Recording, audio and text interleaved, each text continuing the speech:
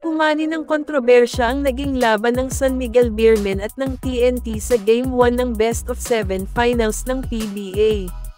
Ito'y matapos hindi kinounted ang dakdak ni Mo Tautuwa na tinawagan na offensive goaltending ng officiating committee, kung saan ay lamang na sana ang SMB 98-97. Naging crucial ang tawag dahil binawi ang kalamangan ng Beermen, nang ilang segundo na lang ang natitirang oras sa fourth quarter, na ikina-disappoint ng mga fans at ng SMB mismo, dahil nga sa late na nakapagdesisyon ang technical committee, na dapat sana ay inagahan para hindi naaksaya ang oras.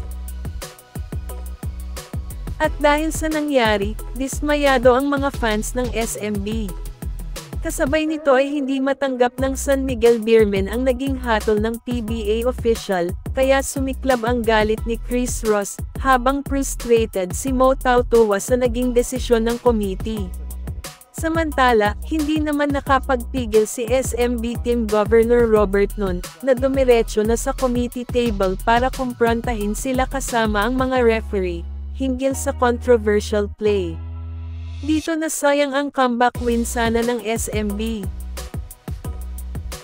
After ng game ay kaagad nagpaliwanag si Deputy Commissioner Eric Castro, hinggil sa nangyaring basket interference ni Mo Tautuwa, na ayon sa kanya kaya naging violation yun, ay dahil nahila daw ni Mo ang ring, at naalog ito kaya bawal daw yun sa rules ng PBA.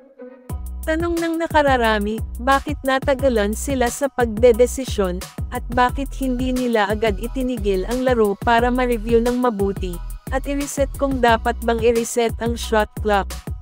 Sana sa isinagawang presscon ay naliwanagan na ang lahat. Dahil sa goaltending ni Mo, ay lumabas ang isang play ni Russell Westbrook sa NBA na ikinukumpara sa ginawa ni Mo na makikita mong halos magkapariho lang. Ang ipinagkaiba lang ay counted kay Westbrook, kay Mo ay hindi. Siguro yun ang rules ng NBA, at iba ang rules ng PBA. Kaya ganon.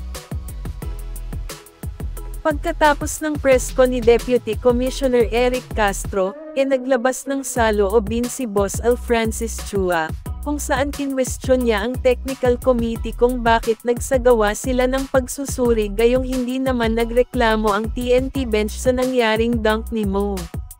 Mukhang may punto rin si Boss Al sa kanyang sinabi. Sa pagkakaalam ko lang, kapag may reklamo o coach challenge doon na may review, kaso hindi kinontest ng TNT. So sa tingin nyo, dapat bang counted ang dunk ni Mo?